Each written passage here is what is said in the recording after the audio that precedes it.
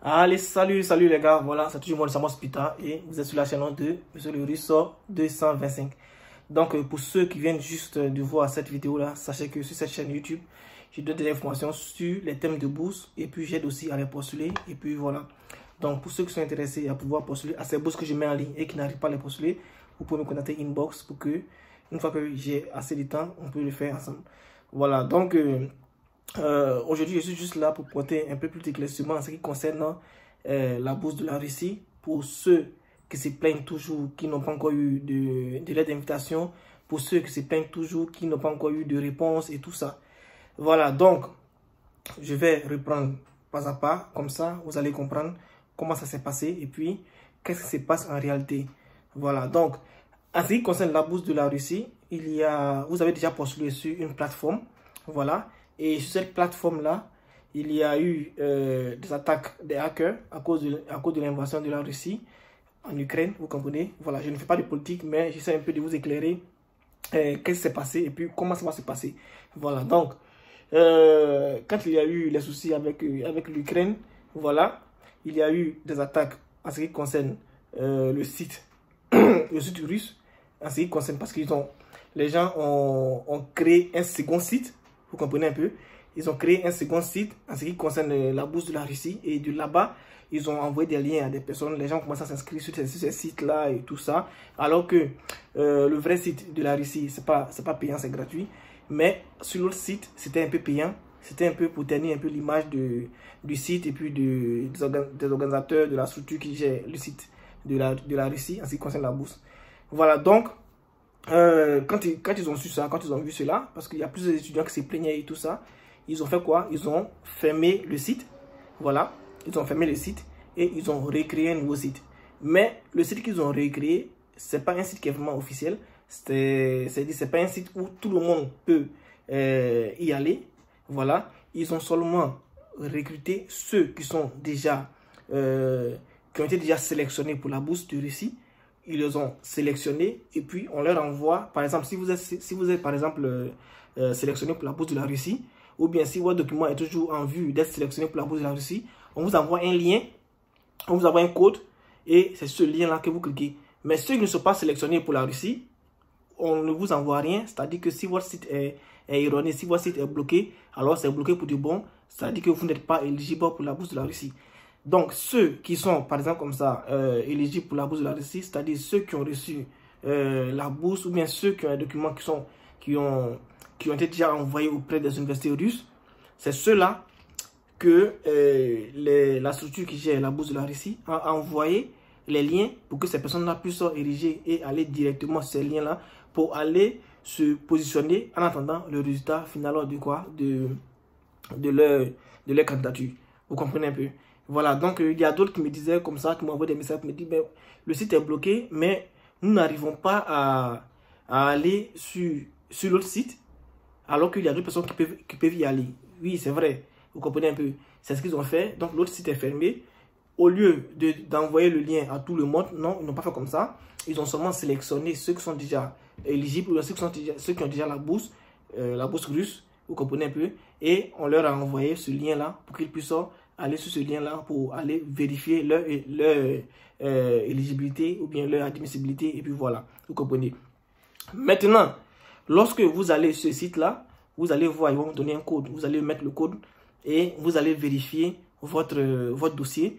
Il y a d'autres qui ont déjà eu des admissions qui disent que vous êtes par exemple dans une université telle, l'université de Moscou, l'université de Samara, vous êtes dans telle université et tout ça. Et ils ont essayé un peu d'expliquer un peu les démarches à suivre et tout ça. Voilà. Mais il y a d'autres aussi qui n'ont pas... En fait, c'est le souci qui est là. Moi, c'est mon plus grand souci. C'est vrai que ma chaîne YouTube, c'est apolitique. Voilà. Mais j'aimerais donner un peu d'aperçu pour ceux, par exemple, comme ça, qui, malgré qu'ils ont, par exemple, comme ça, été érigés sur l'autre site, n'ont pas encore reçu c'est-à-dire de résultats. Il y a toujours les dossiers qui sont en attente. Voilà, en fait, vous devez par exemple comme ça essayer de voir un peu la tendance actuellement je vais dire un peu, c'est vrai, le site est apolitique, mais je suis en train de vous donner un peu d'idées pour que vous aussi vous sachiez un peu comment ça marche et puis comment ça se passe. Et c'est comme ça de vous renseigner un peu sur l'invasion de la Russie en Ukraine.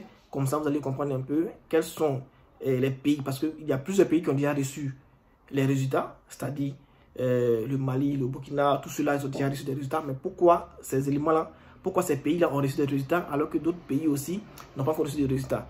Donc, vous devez vous-même essayer de voir pourquoi ça se passe comme ça. Moi, je ne vais pas venir m'exposer ici sur le site, sur ma chaîne YouTube. Voilà, parce que à tout moment, YouTube peut bloquer mes vidéos et tout ça. Déjà même, je n'arrive pas à faire grand chose avec la vidéo, mais malgré ça, j'essaie de vous donner des aperçus, j'essaie de vous donner des messages, de vous donner des informations en ce qui concerne ces bourses là. Voilà, grâce au VPN que je dois craquer, grâce au VPN que je dois à chaque instant réinstaller, déinstaller, réinstaller. Donc, vous-même, c'est juste l'aperçu que je vous donne. Tous ceux qui n'ont pas encore reçu des résultats, voilà, essayez de comprendre un peu quel est le lien entre votre pays et puis la Russie. Vous allez comprendre un peu pourquoi vous n'avez pas encore reçu. Et essayez de voir aussi les pays qui ont de bons liens avec la Russie. Ces pays-là ont déjà reçu. Ces pays-là savent, les étudiants qui sont dans ces pays-là savent déjà quelle est l'université qui les a acceptés et puis comment est-ce qu'ils doivent faire pour pouvoir venir y étudier. On leur a donné déjà, pour ceux qui ont fait l'année de langue, on leur a donné déjà le mail de la structure, c'est-à-dire, on appelle ça c'est-à-dire l'immigration, le bureau de l'immigration qui va les accueillir. Et puis aussi, il y a, en ce qui concerne l'accueil, comme un étudiant m'avait posé la question, en ce qui concerne l'accueil, vous n'allez même pas vous fatiguer. C'est-à-dire quoi? C'est-à-dire que lorsqu'ils vont vous envoyer, je vais essayer de vous expliquer un peu pour que vous sachiez un peu comment ça se passe. Pour ceux, par exemple, comme ça, qui vont avoir, mais maintenant, je vais finir d'abord avec ceux qui n'ont pas encore eu le, comment on appelle ça, n'ont pas encore eu une réponse en ce qui concerne leur candidature. Donc, vous devez comme ça essayer de comprendre un peu comment ça se passe. Et puis, j'espère que tout va rentrer en ordre pour que vous puissiez aussi avoir droit en ce qui concerne votre candidature des réponses et pouvoir avoir aussi des universités qui vont vous accepter et venir y étudier. Voilà. Maintenant, ceux qui vont recevoir ces bourses-là pour pouvoir venir étudier, et en même temps, je rappelle que pour ceux qui n'ont pas reçu des bourses et tout ça, les admissions sont déjà ouvertes. Donc, ceux qui veulent postuler pour les admissions pour venir étudier ici en Russie, vous pouvez m'écrire une inbox. Voilà, c'est mon numéro WhatsApp qui est là. Vous pouvez m'écrire une inbox. Je vais essayer de vous répondre pour vous montrer un peu comment ça se passe. Maintenant, ceux qui ont reçu la bourse de la Russie pour pouvoir venir, ne vous inquiétez pas pour l'instant qui va m'accueillir et puis où je vais dormir et tout ça. Ça, c'est le bureau de l'immigration qui gère. C'est-à-dire qu'avant de pouvoir venir, ils vont vous envoyer votre lettre d'invitation, n'est-ce pas? S'ils n'ont pas fait par groupement, ils vont vous envoyer votre lettre d'invitation.